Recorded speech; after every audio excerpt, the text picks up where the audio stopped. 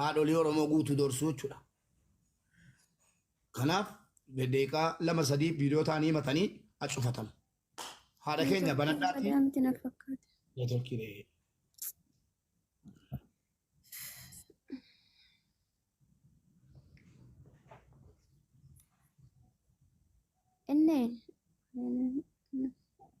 Mboo ajuurratti fakkaata. Ilmoon isaanii biyyaa baatee geeffadha. Neetworkii sirreeffadhaa. Rumba duuko mooditara isa tokkorraa nan kaase isa kamiin jirtaati. Narkaa badeeman. Allahu akbar. Amma musa kanarraan kaasa. Sagaleen keessan baay'ee nagaamu ko. Kanarraa kaasee gaatti dabarsa.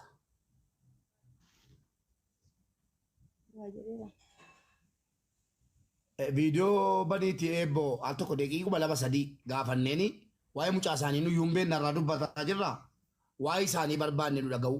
Haati keenya maal ta'an doorsisni edda galgala haati keenya dhufanii himatanuu ka jedhu yaada kaasne jennaan uummanni keenya sagalee ta'aafii jiru shamarran mana madaamii sagalee ta'aafii jirtu hin barbaannu hin dhufannu jedhamee ture. Amma immoo yeroo dhaga'u dhufuu barbaadanii jedhame. Erga dhufanii immoo viidiyoo ba'anii daqiiqaa lama tokko dubbatanii cufatanii dhimma isaanirra gahaa jiru qofarraa dubbatan intalli isaanii ta'uu geessanii intala isaanii ta'uu qofa nuufa mirkaneessan. Haadha keenya akkam jirtu nagaa keessanii? Atiin boo'iin ati qo'i seeraan dubbaddu maaliif boossaa? Akkati boossuuf miti kan si fideen.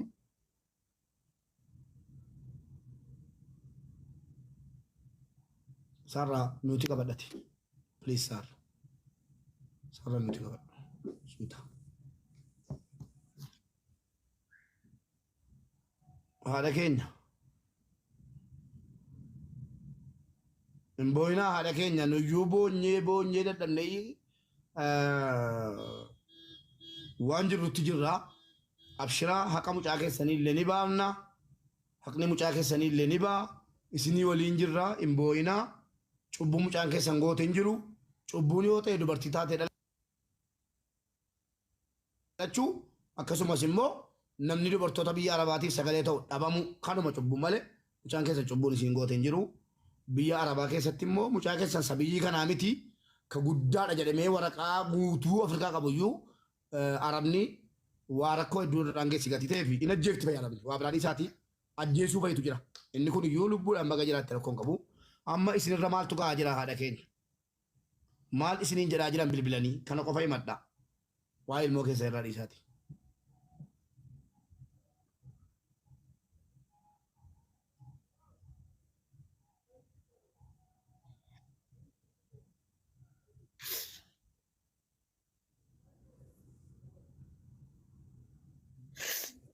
Ebboo tasgabbaa'ii jedhiin harmee kanaanii tasgabbaa'ii jedhiiti waan irra gahaa jiru bilbilaan waan isaaniin jedhamaa jiru adubbatan uummata Oromootti.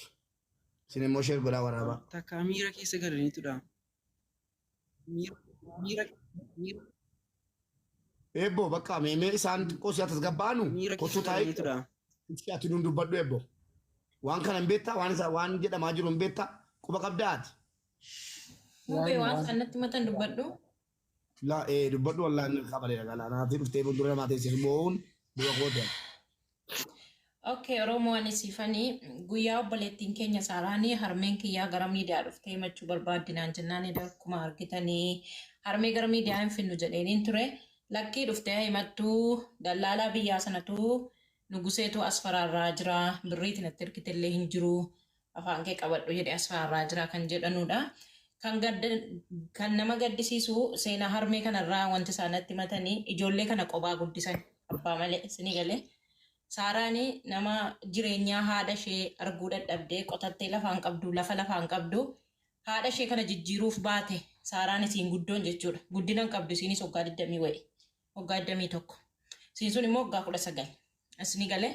Isiin sun immoo obboleettii koo hangafa qoftii hanga yoomiitti nu hojjettee nu nyaachisti jetteeti kan isiinii gara Dubbeeruutu deemte jechuudha.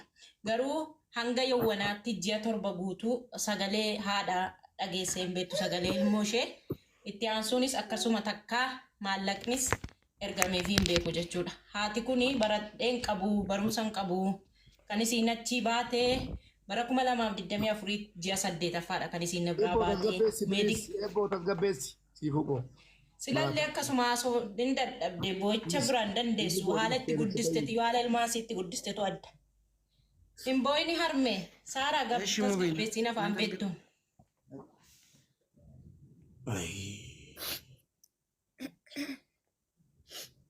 Iyyanii bu'aa jiru. Wallaahi.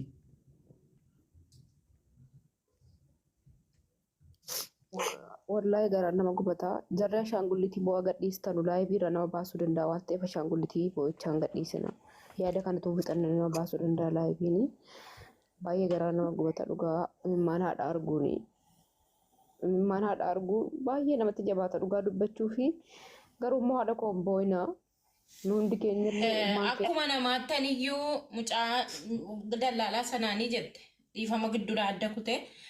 Akkuma nama kamiin iyyuu maallaqa kennee fi ilmoo koo meedikaala goosisee guyyaa 3 kan isiin bararaa deemte inni ji'a 2 booda bararaa deemte jedhanus sobaa intalli koo amala sees nan beekaa nama amala akkasii qabduu miti intalli koo qulqulluudha ani ittiin amanaa ilmoon ji'a 7 dhalachuu hin danda'a tarii marfee waraananii dhalachuus hin dandeessi.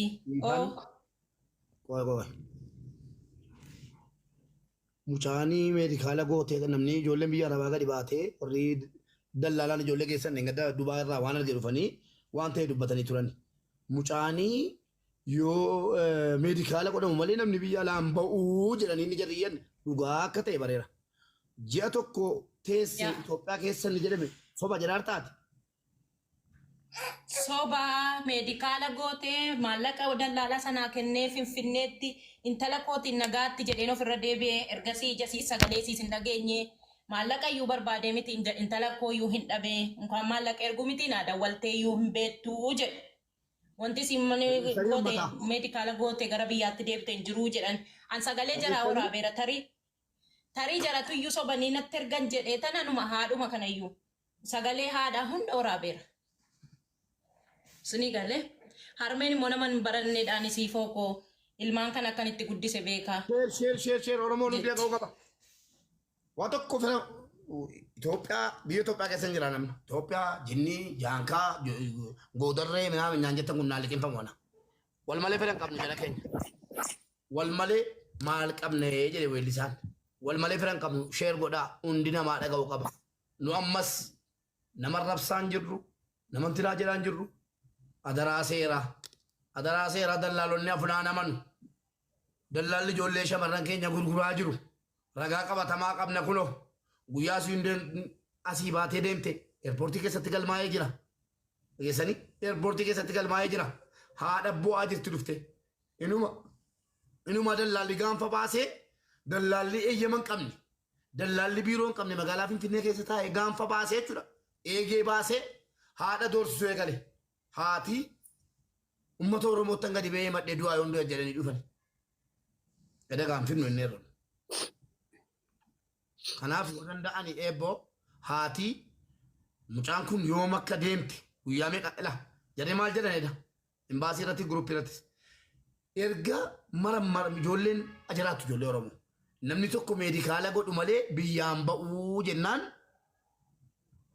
Eeyyee meedikaala gootee ji'a tokko teessee lola wayii jira.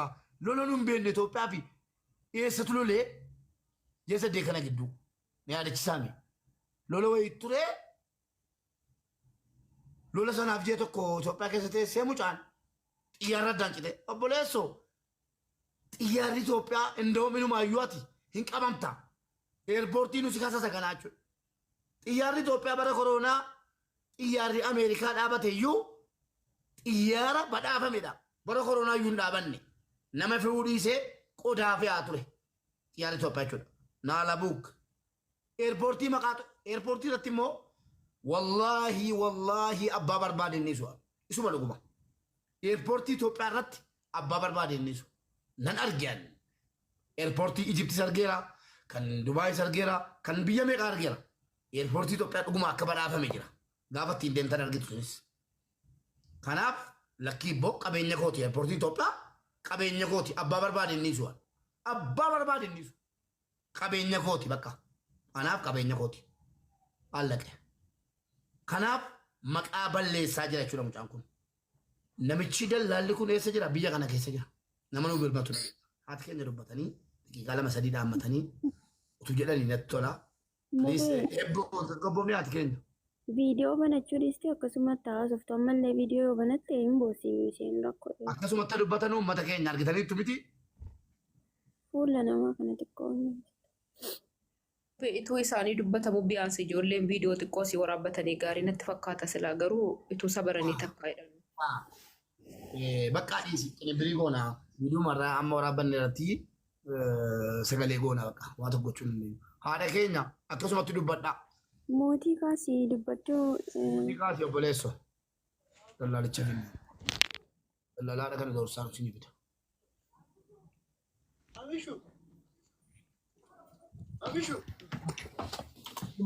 Waan jabaa horii seetanii hin eegina. Oomu qunxulloo tokkotu biyya raase. Kan inni haadha arrabsaaru. Nagaadha minni nagaa keessa. Nagaadha nagaadha.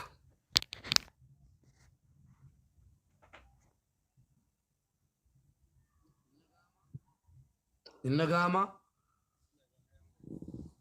Nagaama yoo ta'e. Kan jiraatu jechuudha koomiti. Ani kanan jedhu mucaa na biraa deemte anadha mirga deemte ji'a sagaliidha. Ji'a sagaliin finne iyyuuti xinnoo qabdi jirti. Gaafa deemte immoo waan hunduma isaa meedikaala galtee tinisheen deemte nugusaa kan jedhamu kanadha kan geggeesse barbeettu makiinaa yaabsisee baqa bultii lama na bira bultee sadaffaa irrattidha isheen barrarte gizee sanaa jechuudha. Achi gaafa booleedhaa deebinu geggeessine gaafa deebinu immoo birriin daa'imni birrii 50,000 taaksii keessatti fuudheen ittiin laadde inni immoo birrii kana sinaallaan naan jedheetu deebiseetti na arrabsaa ture kanaafiyyuu arraba waan hin taane inni naan jedhee galagalii maarsiin godhaa mucaan kee akkas taate maalidha naan jechaa ture isa kana iyyuu dhiiseenanii amma immoo kana gidduutti immoo wanta odeeffamee kun kaleessa raniin hin dhageeyyuuti mucaan kee deessee kootu fudhadhu birrii 20,000 kaffaliiti birrii 20,000 kaffaliiti si yaabsisne si erginaati naan jedhee naan birrii maali siin kaffalattiin hin jedhee birriin kaffaltu taanaan immoo lubbuu mucaa keessin argattu maal isa amma yoomitti seenaa sii ta'a maalidha naan jechaa ture ani walitti wanticha immoo hin beeku maali akka inni godhe immoo. Birrii kaffalinaan jedhe ani waanan kaffaluus hin qabu inni immoo kana immoo na dhaabbadha ani waanan jedhu hin qabu abboon kana waanan godhuus hin qabu bakka. Dhageessanii uummata garagali jedhee haadhaan. Gaaficha meedikaalaan isheen galtee deemte ani deemumsa ishees hin dhageenye garaatti baachuu ishees hin beeku gaafa isheen kana galagalii waan na gootu hin qabdu kara barbaadde irra deeminaan jedhee ani waanan godhus hin qabu sirriidha waanan godhu immoo hin qabu mucaa nagaa fayyaa fuudheen ittiin laadde gaaficha gaafa inni deesse mucaa kee fudhadhu kootu gaafa ni naan jedhu birrii immoo kaffali dura naan jedhe jalqaba gaafa bilbilee natti himu birrii 85,000 kaffaliiti ayyarii irratti si yaabsisanii si erginaati naan jedhe ani birrii 85,000 mini birrii 8,000 lakkoofne ani iddoon fiduus hin qabu anoon beekuttiin hin jedheeni achi booda inni immoo fuudhee gadda galgala immoo bilbiluma naa bilbilee akkanadha deesseetti birrii 20,000 si gargaaraati birrii 20,000 kaffaliiti geeffadhu fudhadhu mucaa kee naan jedhe ani maalan godhaan isteediraa waaqayyo maalan godhaan eessaa fideen birriin kaffal mucaanoo nagaa deemte asiyoo meedikaala galtee hunda isaa galteetiin isheen deemte yooti fayyaa ishee nagaa isheetiin isheen barrarte yooti kana gidduutti ani maaliyyoo ta'u ani mucaan kun fayyaa isheen barbaada nagaa isheen barbaada inni immoo waan inni kana nagaafatuuf immoo hin beeku ani.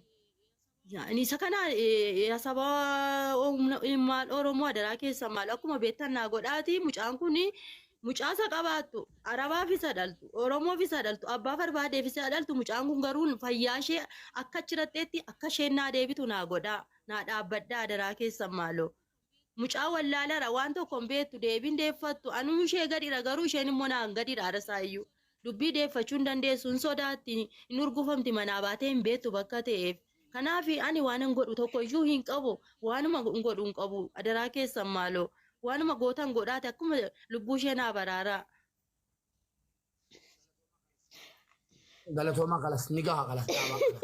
Dubbatina. Hin boo'inaa dhaqo. Hin boo'inaa. Hin boo'inaa nuti waa gochuu dadhabe. Nuti waa tokko gochuu dadhabe jennaan mucaan goobe. Nuti waa gochuu dadhabe. Baya gammadan kun.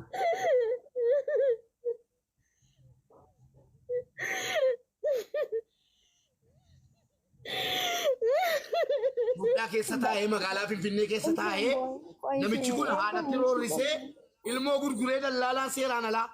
Dallaala seeraan alaa mootummaan barbaadaa jira. Dallaalaa seeraan alaa mootummaan hin barbaada. Inni kennu dhabamee haatiin tala deesse ilmoo sii jalaa gurguramtee deebi'ee itti doorsisee teelee keessaa kan sagaleen isaa ba'uu danda'u jechuudha. Argaa hundi keessanii. Dallaalli amma kana humna godhateera.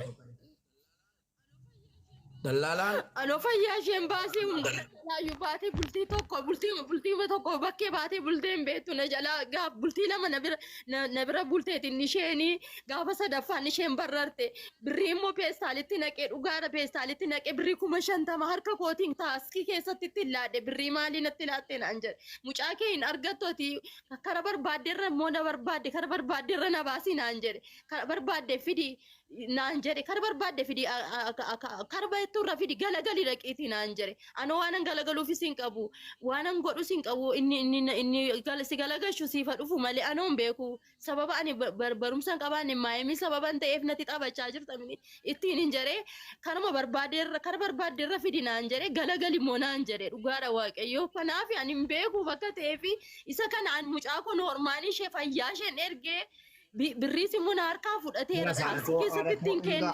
Ingaa mama. Ingaa mama. Ingaa. Sarara lakkoofsa gurbichaa dubbadhu uummata Oromootti bilbila isaa dubbadhu. Waa sagal barreessaa jalatti. Oromoo bakki jirtan duraa kun. Lakkoofsa dallaala kanaa qabadhaa. Duwwaa sagal.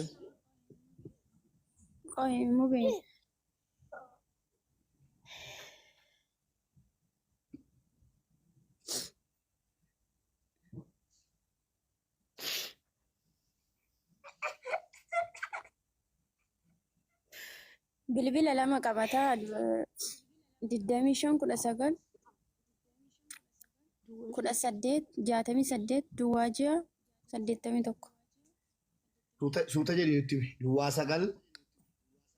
Duwwaa 9 18 68